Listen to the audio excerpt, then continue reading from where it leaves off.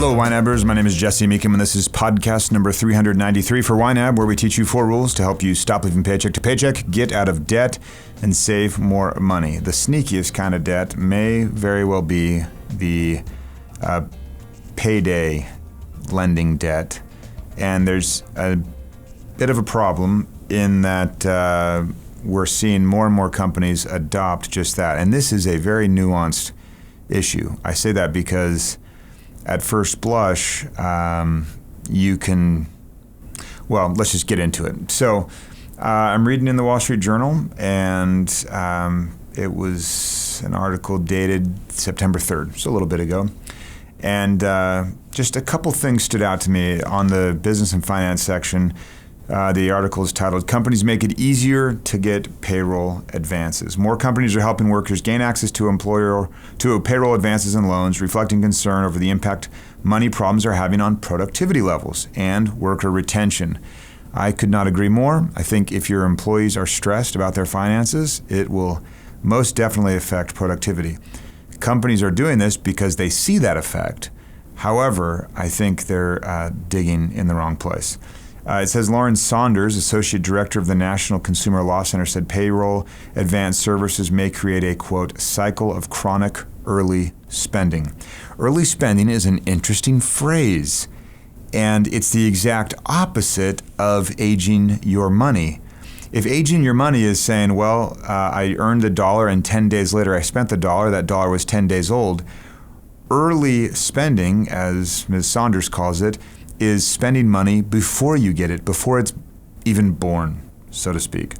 Another interesting fact, let's see, Rob McGuffin, a medication technician at Nazareth Home, this is an assisted living home that was featured in the article, says PayActive, that helps employers with these payroll advances, has helped her avoid late and overdraft fees of as much as $80 a month.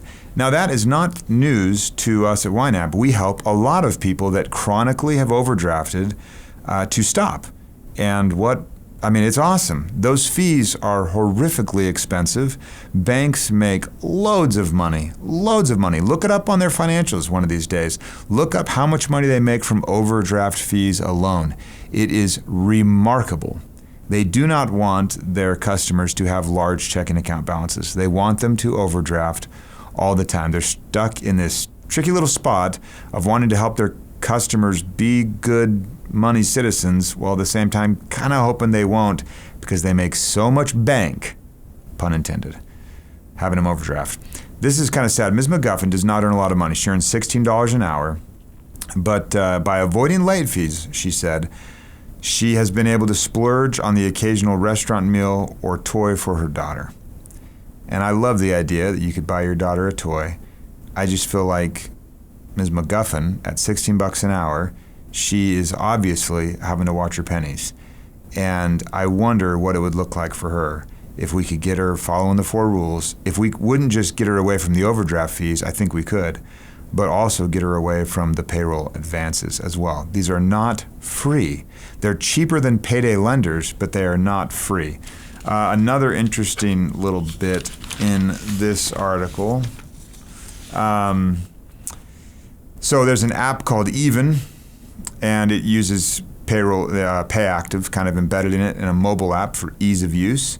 And Walmart's been sponsoring that app for a little while with a lot of their workers. It says that Walmart covers the cost for 1 month every quarter and caps the amount workers can accelerate at 50% of their pay.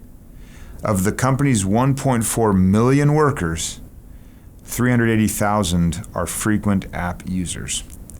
Now, even includes a budgeting service that does, they say, nudge users to save surpluses, which I think is a good idea. Anything we can do to, not just stop the bleeding, but cause healing to happen. Mr. Elias, he's part of Pima County, Arizona employee system. He said anything we can do, they have 7,000 employees. He said anything we can do to make the economic lives of our workers more stable benefits us.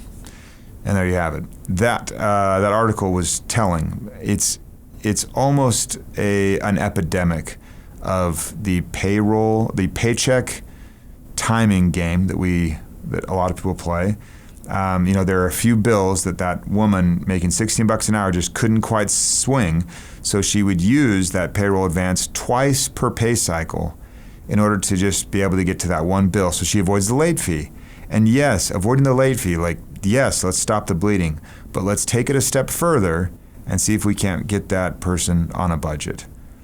It goes without saying that these payroll advances are really just, I think, kicking the can down the road. If you can accelerate your pay and shorten your pay cycle, you get to a point where you're paid daily and things still aren't working because you're not able to age your money.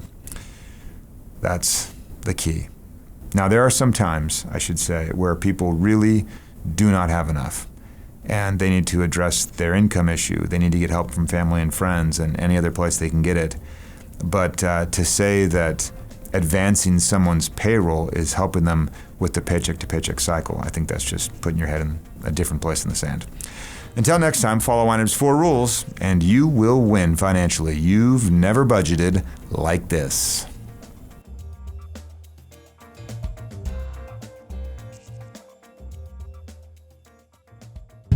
Hey everyone, did you know that You Need a Budget is a book too? If you're looking for a wealth of inspiring success stories and guidance about how to use YNAB's 4 rules to make your money work for you, it's a must read. Pick up your copy at ynab.com/book.